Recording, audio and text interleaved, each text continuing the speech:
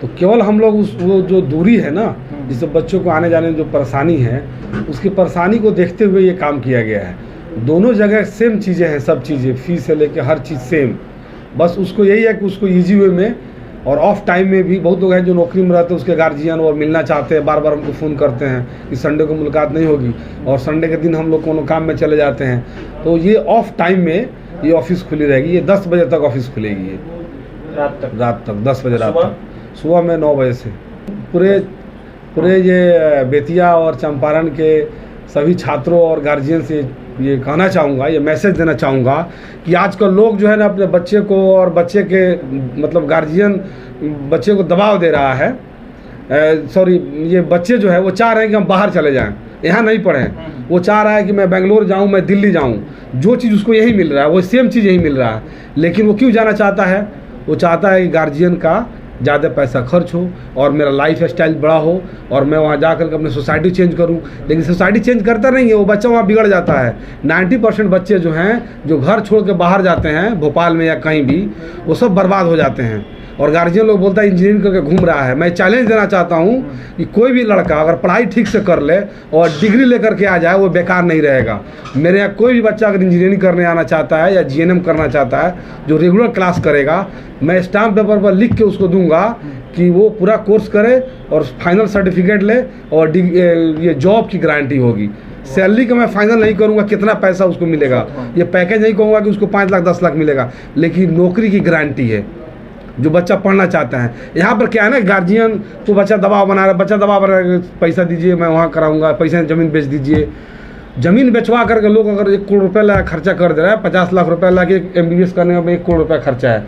बताइए वो गार्जियन 1 करोड़ का ज़मीन बेच के आज उसको MBBS बना रहा है, 5 साल में MBBS बनाएगा उसको, ठीक है। MBBS बन के आएगा तब तो उस ज़मीन जो 1 करोड़ का बेचा रहेगा उसकी वैल्यू हो जाएगी 10 करोड़ या 7 करोड़ उसकी वैल्यू हो जाएगी। वो आएगा पढ़ करके वो क्या करेगा इसकी कोई ये नहीं है, लेकिन ये अपना जो कमाया हुआ जिंदगी भर का वो खत्म कर देगा। कड़वी बात, सच्चाई बात कह रहे हैं ना, समाज की जो रियलिटी है। मैं कह रहा हूँ कि कोई भी गार्जियन अपने बच्चे को पढ़ाना चाहता है तो डोनेशन के चक्कर में नहीं पड़े कि 1 करोड़ जा करके मैं दे के MBBS कराऊँ। वो जिस लेवल का है, वो BSc नर्सिंग या GNM या जो कोर्स करना चाहता है अपने बलबूते पर, वो कराए उसको। अगर 1 करोड़ ले आकर के दे देगा और अपना जिंदगी भर कमाया तो 1 करोड़ की संपत्ति इकट्ठा किया, वो बेच के उसको दे दिया, बाद में लड़का क्या करेगा इस पर कोई फाइनल ये नहीं है।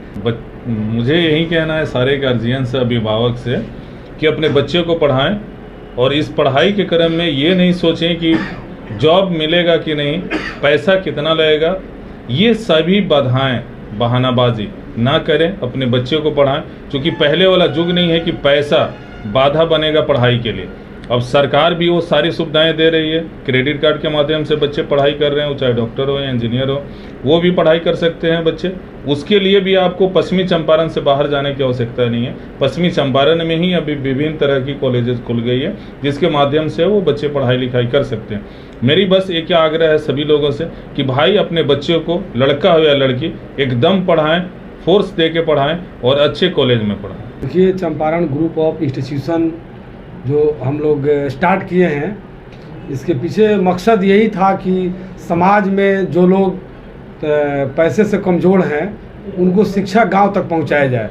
ये शिक्षा कोई नया नहीं है, बस फ़र्क है, ये प्लेस का फ़र्क है। ये पहले महाराष्ट्र में, अदर स्टेट में, राजस्थान में, है ना, बिहार के कुछ जो हेडक्वार्टर जिला वगैरह वहाँ पे न, इस तरह से बाहर में ये संस्थान है और इस तरह का कोर्स चल रहा था। हम लोग कोशिश ये किए कि जहाँ जो गांव है, जहाँ हम लोग का जन्मभूमि है, वहाँ ये सब काम हो।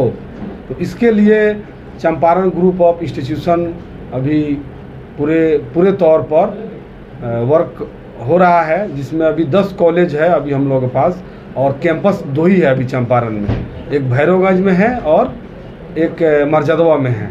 और इसमें इंजीनियरिंग कॉलेज से लेकर degree college, nursing college, paramedical college, vocational college, मैंने बहुत तरह का कोर्सेज है। ये कॉलेज में बताया, बाकी कोर्स अलग अलग है जो हम लोग बोर्ड में भी नहीं ये कर पाते हैं। मकसद मेन था कि जो बच्चे गरीब हैं, जिनको एजुकेशन देने के लिए स्टेशन से ट्रेन पकड़ के दूर जाना होता था, तो बहुत गार्जियन दूरी के चलते नहीं पढ़ा पा रहे थे। इसके लिए हम लोग ये कोशिश किए कि गांव में एजुकेशन उनको इजी वे में मिल जाए। बेतिया में हेड ऑफिस खोलने के क्या मकसद? देखिए, बेतिया में जो ऑफिस खुला है, यहाँ से अभी हम लोग बस चालू किए हैं कि बच्चे यहाँ से, जो हेडक्वार्टर में बहुत बच्चे ऐसे हैं और बहुत गार्जियन ऐसे हैं जो पैसे वाले हैं, वो अपने बच्चे को चाहते हैं कि हेडक्वार्टर में रहे, चाहे उनका घर है, तो उस तरह के लोगों को फैसिलिटी चाहिए थी कि बस से वो चले जाएं।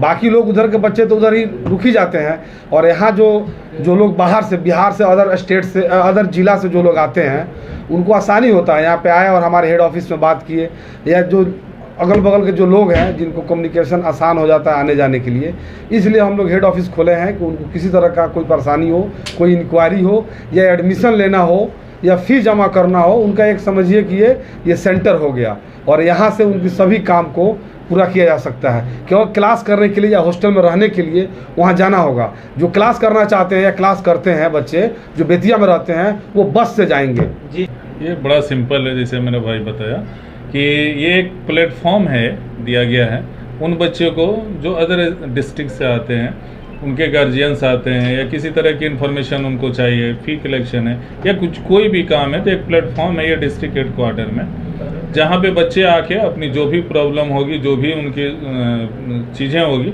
वो यहाँ से सॉर्ट आउट हो जाएगी। और यहाँ से जाना भी उनके लिए कन्वीनियंट होगा, क्योंकि बस हमारी चलती है, तो अगर जाना भी चाहे तो हेड ऑफिस से पर डे बस चलेगी, लगी हुई है नीचे में, और वो बस से बच्चे जा सकते हैं दिन भर अपनी क्लासेस करके, और शाम में आ सकते हैं। ये एक प्लेटफॉर्म दिया गया है हम लोगों की तरफ से, बाकी कोई विशेष उद्देश्य नहीं है हमारा, बस शिक्षा को जगाना है, शिक्षा के अलग को जगाना है। एक ऐसी कथा लिखनी है जो अभी तक नहीं लिखा है चंपारण के अंदर में, उसी काम में, क्षेत्र में आप लिख रहे हैं। हाँ, शिक्षा के क्षेत्र में एक ऐसी कथा लिख रहे हैं हम लोग जो आज तक नहीं लिखी गई है इस पश्चिमी चंपारण के अंदर में, वो चीज़ें करने का एक प्रयास कर रहे हैं हम लोग। देखिए, ये तो बहुत बड़ी बात है जो सवाल आपने किया कि रूरल क्षेत्र में और उन क्षेत्रों में, जैसे मैंने बताया कि ये मैनाटांड़ में खुला हुआ है। मैनाटांड़ यहाँ से 40-45 किलोमीटर की दूरी पे, वहाँ से हमारा जो एरिया पड़ता है इंडिया का, वहाँ से 50 किलोमीटर है आगे, वो वहाँ से लेके और बेतिया हेडक्वार्टर तक ये 100 किलोमीटर तक कोई भी डिग्री कॉलेज नहीं था। एक सिंपल सी मैं डिग्री कॉलेज की बात कर रहा हूँ, वो चीज़ें नहीं था। उन चीज़ों को एक हम लोगों ने दिया जगह कि जो लड़की पढ़ना चाहती है, गरीब घर के बच्चे जो पढ़ना चाहते हैं, उनको बेतिया आना पड़ता था कॉलेज में पढ़ाई करने के लिए, वो बच्चे अब वहीं पे उसी क्षेत्र में अपनी पढ़ाई लिखाई कर सकते हैं। और यही कारण है कि लगभग 10,700 बच्चे आज हमारे कॉलेज में पढ़ाई कर रहे हैं वर्तमान में, और उनकी दुआएं फल रही है और हम लोग को लग भी रही। देखिए, ये जो कोई भी चीज़ें खोला जाता है तो उससे पहले वहाँ की भौगोलिक स्थिति को ध्यान में रखा जाता है। एक अभी जैसे बता रहे थे, बहुत अच्छे सज्जन लोग थे हमारे, वो सभी लोग बता रहे थे कुछ ना कुछ, उसमें एक सज्जन बताया कि कोई भी चीज़ें, एजुकेशन जो है ना, वो सही गलत की पहचान देती है। मुजीबुर रहमान साहब ये बात बोल रहे थे। तो ये चीज़ें बहुत ज़रूरी है कि आदमी को पढ़ना बहुत ज़रूरी है, चाहे गरीब हो या अमीर हो। इसके लिए कोई मापदंड नहीं है कि पढ़ाई लिखाई कम हो, सभी को बराबर पढ़नी चाहिए, ये हक है। जो मैं बता रहा हूँ वही चीज़ें। तो जब पढ़ा लिखा आदमी होता है तो वो सभी चीज़ों के बारे में एनालिसिस करता है, और एनालिसिस करके वो काम को सॉर्ट आउट करता है। हम लोगों ने भी जो काम स्टार्ट किया वहाँ पे, वो आने से पहले हम लोगों ने भौगोलिक स्थिति देखा। पश्चिमी चंपारण का, मैनाटांड़ का क्या, मैनाटांड़ में तो आपको थारू बहुल क्षेत्र है, गरीब क्षेत्र है, सबसे पिछड़ा हुआ पश्चिमी चंपारण का क्षेत्र है। इलेक्ट्रिसिटी सबसे बाद में अगर कहीं पे आए तो मैनाटांड़ ब्लॉक में है। तो ये सभी चीज़ें आया है। उस चीज़ों को देखते हुए उस पूरे विधानसभा क्षेत्र में एक भी डिग्री कॉलेज नहीं था। Nursing college, polytechnic college, ITI, पारा मेडिकल तो पूरे जिला में नहीं था। वो ब्लॉक में क्या, उस ब्लॉक में डिग्री कॉलेज नहीं था। कहा जाता है कि एजुकेशन का हब रहा है, ये एजुकेशन का गढ़ रहा है पश्चिमी चंपारण, था नहीं एजुकेशन उस ब्लॉक में, मैनाटांड़ ब्लॉक में। वहाँ पे हम लोगों ने सबसे पहले वो पारा मेडिकल कॉलेज खोला, डिग्री कॉलेज खोला। डिग्री कॉलेज बहुत बेनिफिशियर है वहाँ के लोगों के लिए, गरीब लोगों के लिए, रोटी नमक खा के और वो लोग अपनी पढ़ाई लिखाई कर लेते। नहीं, ये तस्लीम साहब मेरा दोस्त नहीं है, हाँ, ये भाई है, मेरा बच्चे की तरह है, शुरू से बचपन से मेरे साथ रहा है। ये सभी चीज़ें समझ जाता है, मुझे बोलने की आवश्यकता नहीं पड़ती है किसी चीज़ को। मैं कोई बातें इससे नहीं करता हूँ, ये हर बात बिना बोले समझ जाता है। उस तरह की जय बिरू नहीं है। हाँ, हम लोग, हमारा खून है ये, फीलिंग है, ये नहीं बड़े बोल भाई हैं और इनका हर बात जो है वो हमारे लिए बहुत इम्पोर्टेंट होता है। बात मतलब ऐसा एक्सपीरियंस हो गया है कि इनके कहने से पहले मैं समझ जाता हूँ कि ये क्या कहना चाहते हैं। और ये रिलेशन तो क्या, मतलब भाई हैं। जब मैं छोटा था तो पढ़ाई लिखाई पटना में किया, इन्होंने मुझे MBA तक पढ़ाया और मैं पटना में ही रह के पढ़ाई लिखाई की हूँ। आपको पता है कि पटना में घर हो रहा है हम लोगों का। हम चंपारण आने वाले नहीं थे, हम तो पहले से ऑलरेडी सेटल थे। मुझे चंपारण इसी ने लाया और बोला कि ये इसमें ऐसी ये है, और उसी ड्यूरेशन में हमारी माता का देहांत हो गया। जब मेरी अम्मी इंतकाल की तो मुझे भी लगा कि नहीं, हम लोगों को कुछ करना चाहिए यहाँ पे, और आके हम लोगों ने कॉलेज खोला। पहला जो कॉलेज खोला मैंने अपने फादर के नाम से खोला, Salim memorial para medical college and hospital, सबसे पहले खोला मैंने वहाँ पे।